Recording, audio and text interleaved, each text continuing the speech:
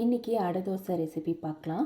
1/2 cup துவரம்பருப்பு, 1/2 cup கடலைப்பருப்பு, 1/2 cup பாசிப்பருப்பு, 1 கப் இட்லி ரைஸ் ஆட் பண்ணுறேன். பச்சரிசி வேணாலும் நம்ம ஆட் பண்ணிக்கலாம். கூடவே ஒரு 1/4 கப் கருப்பு உளுந்து, உடைச்ச உளுந்து ஆட் பண்ணியிருக்கேன். இது கூட தேவையான அளவு தண்ணி சேர்த்து 2 அல்லது 3 தடவை நம்ம கழுவி எடுத்துக்கலாம். இப்போ நல்லா கழுவி எடுத்ததுக்கப்புறமா அரிசி பருப்பு மூழ்கிற அளவு தண்ணி விட்டு நம்ம ஊற வச்சிடலாம். ஒரு 5 அல்லது 6 மணி நேரம் ஊறட்டும். இப்போ பார்த்திங்கன்னா அரிசி பருப்பு எல்லாம் நல்லா ஊறி வந்துடுச்சு. இப்போ இதை மிக்ஸி ஜாரில் போட்டு நம்ம அரைச்சி எடுத்துக்கலாம்.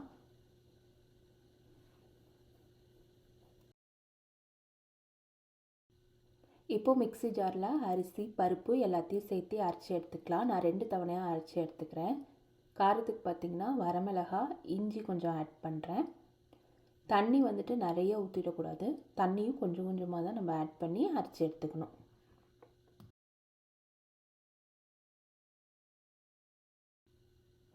இப்போ இன்னொரு பாத்திரத்துக்கு மாற்றிக்கிறேன். ரொம்ப நைஸாக அரைக்க வேணாம், கொஞ்சம் கொரகொரப்பாகவே இருக்கட்டும்.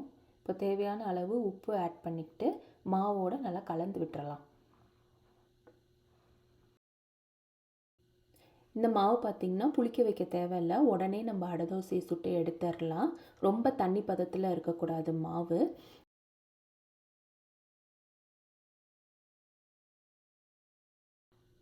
இந்த மாவோட இப்போ நான் குட்டியாக கட் பண்ணி வச்சுருக்க வெங்காயம், பொடியாக கட் பண்ணி வச்சுருக்க கொத்தமல்லி இலை, பச்சை மிளகாய் குட்டி குட்டியாக கட் பண்ணி வச்சுருக்கேன், அதையும் ஆட் பண்ணிக்கிட்டேன்.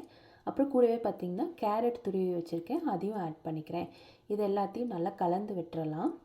இது எல்லாத்தையும் சேர்த்து இந்த அடை தோசையை சாப்பிட்டோன்னா இன்னும் கொஞ்சம் டேஸ்ட் வந்து நல்லாயிருக்கும். அதனால தான் இதெல்லாம் ஆட் பண்ணியிருக்கேன். இப்போ தோசைக்கல் சூடானோடனே மாவை ஊற்றி அடை தோசையை சுட்டு எடுத்துடலாம். தேங்காய் சட்னி நல்லாயிருக்கும் தொட்டு சாப்பிட்றதுக்கு.